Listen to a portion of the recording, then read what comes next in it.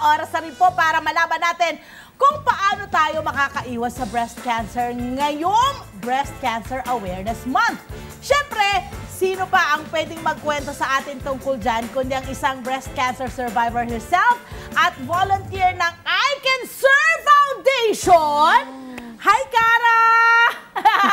Please welcome Miss Phoebe Zamora! Good morning po and welcome to the program! Good morning. Good morning. Ayun So no! beautiful. Pasok po dito sa sala. Sana! Good morning. Hi, Miss Phoebe!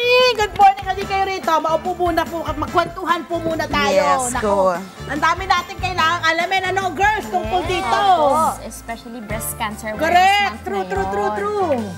Yes, so... Miss Phoebe, gaano po nga ba ka-importante na maging aware ang mga kababaihan na tulad namin sa breast cancer? Actually, kailangan talaga kasi based on studies, Yes.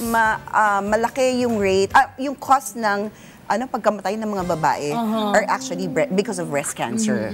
There. Yun nga yung sinasabi niya na tumataas na raw po talaga yung bilang ng gumagaling din. In fairness, kung may ganyang mga risk tayo nakikita, yung rate na ganyan din, ang kagandahan nito ay tumataas na rin daw yung bilang ng gumagaling sa breast cancer dahil sa awareness na ginagawa po ng inyong foundation. Tama That's po? right, that's right. So every October, actually hindi lang October, we have activities as well outside October month Correct. to really promote for all the girls na kailangan natin malaman at kailangan natin suriin, tama ba? Suriin Tama. ating sarili by doing the self-breast examination.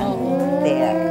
Kasi 'di ba, yun ang hindi natin alam ngayon eh, yung paano ba ang tama, no, na suri or pag-check kung meron tayong or ano yung mga kailangan nating malaman actually kung meron nga tayong breast cancer or kung wala man at ilang taon po kayong nasa remission. Me, I'm actually on my 5th year. So, diba? Fighting! Yes, I know. Diba? Yun. Kasi usually, di ba, nagsa-start naman yan lahat sa babae because of, dahil takot sila. Totoo to naman. find out, to find out that they have cancer. I mean, everybody fears the word cancer. Yes, lagi. Parang ang iniisip kasi natin, Miss Phoebe, 'di ba? Ang isang problema din natin, yung actually hindi lang to for the girls ha. Maski mga lalaki ay Pwedeng nagkakaroon din, magkaroon, correct. correct. Yung hinihintay nating may maramdaman. Yes. No, Oo. di ba dapat hindi? Oo nga, kaya nga we always say in our group, support group, that, knowledge is power, but the power is lost because if you don't put it in application. Diba? So, upon knowing like how to do self-examination, aware na po tayo sa breast cancer, maganda na we apply it. Like every month, especially pag magkakaroon na tayo, we start doing self-examination, diba? So, yun nga, totoo yun, Miss Love. Ang problema kasi sa mga babae, pag meron na tayong nakapa, that's when we start being scared. Correct. And ayaw na natin, may iba ayaw na lumabas, ayaw makipagkita sa doktor, yung mga ganon. But not naman all, hindi lahat ng bukol is actually malignant or cancerous. Okay, So, okay. We'll be talking more about that. And agree ako, Doc, Miss Phoebe, prevention is better than cure, ika That's nga right. nila. Kaya naman, mahalaga yung early detection True, po, diba? true. Correct. Kaya naman, ituturo sa atin ni Miss Phoebe kung paano natin ito malalaman sa pamamagitan ng pagkapa sa ating mga breast. Miss Phoebe, ano pa po ang gagawin natin? Ayun, kasi siguro tayo, For the ipapakita mannequin. sa atin ngayon ni Miss Phoebe. Ito, meron tayo dito, Manikin ba tawag dito? Yes. Basta, meron tayo dito.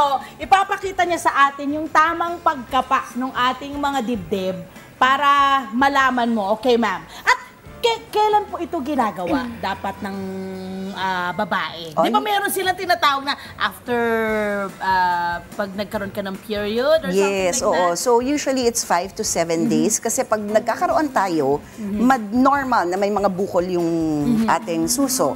So maganda na, actually the others would say 7 to 10 days. Ayun. Para sure tayo na yung bukol na nakakapa natin, it's not related to the menstruation cycle that we have every month there. Ito na. So, paano po yung tamang, mga lahat ng mga babae dyan, Maski po yung mga nanonood at nakikinig po ngayon sa radyo, okay, ipapakita po namin sa inyo kung ano po yung tama. Ayan, ipapakita sa atin. Halika dito. Ayan. But diba, again, I'm not a doctor. I Yes. am a cancer survivor. So, maganda pa rin talaga na we go to our doctors. Tama. And make sure na tama yung ginagawa natin. Tama diba? po. Yun. So, it's actually your 3 fingers. Okay. Then, you just have to go around your breasts.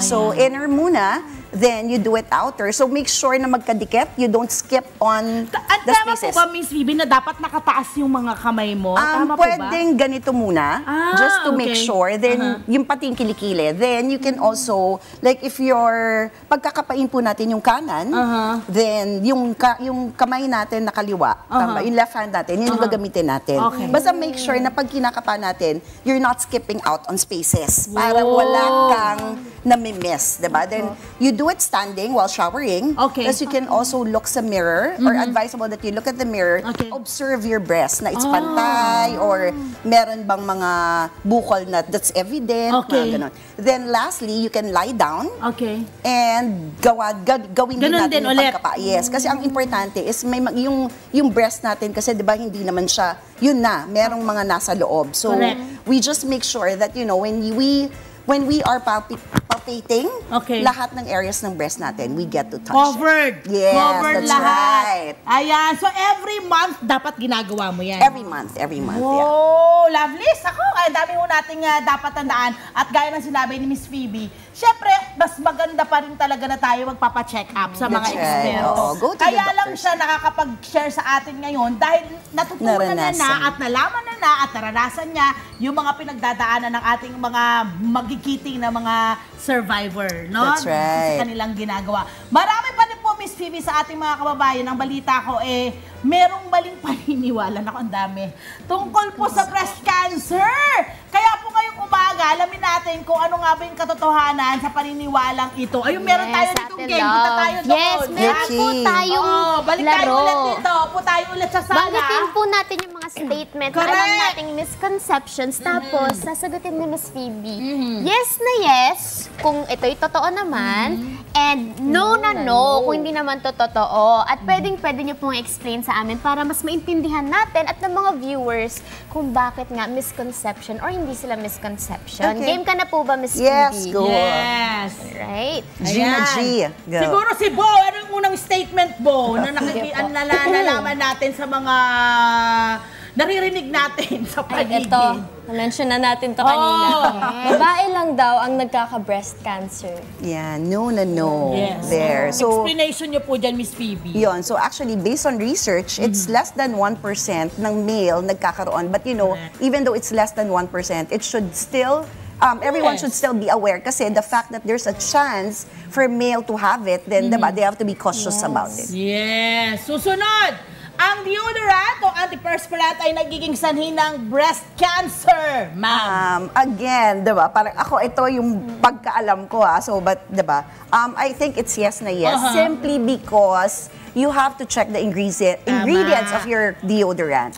So they say that for women, Yes. even before we have breakfast, we are already exposed to 80 plus toxins. Okay. So hindi lang deodorant, the personal care products that we're using, shampoo, they all Lahat. have SLS, diba? And that's bad for the body. So siguro it's more on the awareness of what ingredients your deodorant has.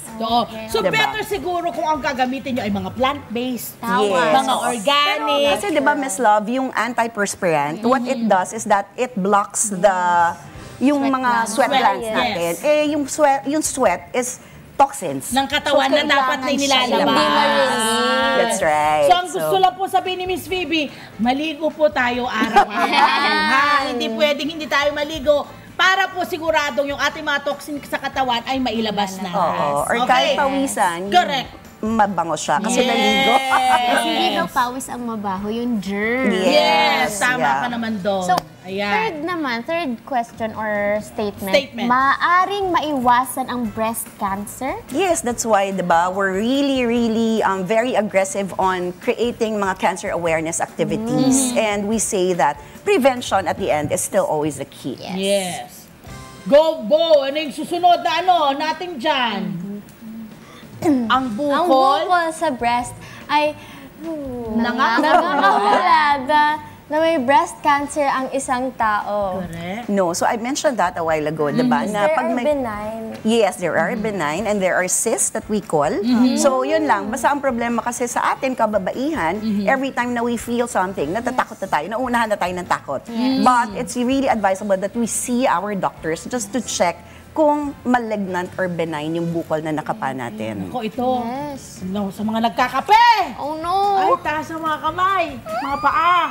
Kape daw po yung Pangising. nagdudulot ng breast cancer. Ay, sorry, hindi ko na ginagamit. Oo. Yun, so it's known na no. Yes! But again, diba? Yes. So, you know, But- I'm not a scientist or a doctor. Yes. Yon, so it's for me it's known na no because yung coffee, it's made up of antioxidant. Correct. And ang mga pagka may sakit like me, when I got sick, my doctor would always give me food na high in antioxidant. Yun. Diba? Ang ginagawa ng antioxidant kasi it protects the cells of the body from further damage. So, for me, it's known na no. And yeah, everything in moderation. Yes. Yes, exactly. yes, Ano naman yes, kasi yeah, isang kitchen true. na yun.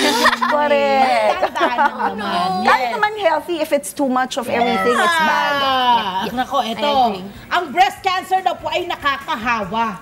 No. Because kami, like ako, we actually don't have breast cancer history in the family. Yes. So, yun. So, Ayun, kahit isa pa paano pa it's yan. related, diba? Hindi siya nakakahawa na if I have it, I touch you or magkatabi yeah, tayo. yeah. Yun. So, it's not a sickness. It's a disease. Yeah. So, diba? Ang sickness kasi, it's like, I have a flu, pwede Yes. mong mahawa, Yes, ganon. yes, yes. So, no. No na Ayan. no. Actually, napakarami pa eh. Napakarami pang mga pag nabugbog daw, pag mga ganoon, na hindi rin daw po totoo yun. Hindi Yes, wala and rin even katotohanan. ako parang when I was growing up, tayo, Yes. di ba kasi bata pa itong mga tayo, mga bata diba? pa yung mga yan. So ako, I thought, pag nag-breastfeed, hindi ka na magkakaroon. Yes. But now, most of the moms that actually breastfed, nagkakaroon pa rin. So, Oh, actually, mas healthier Diba? minsan, di ba? Maraming salamat po, Miss Phoebe, sa pagbabahagi sa ng inyong napakaraming kaalaman at ang kagandahan nito, siya pa yung naka-experience niyan. So, at least nagpapaalala po sa ating mga kababaihan at kalalakihan ngayong Breast Cancer Awareness Month para po sa Yes. inyo yan. Dapat actually, every month, sabi nga ni Miss Phoebe. Huwag niyo pong pabayaan ang inyong mga sarili. Mga Kanet 25, this is Love a New Verbo. For more love, to the pet, and everything updates, just click the subscribe button and follow us on our Net25 social media pages at Net25 TV and Net25 Entertainment Facebook. See ya. I love ya. Mwah.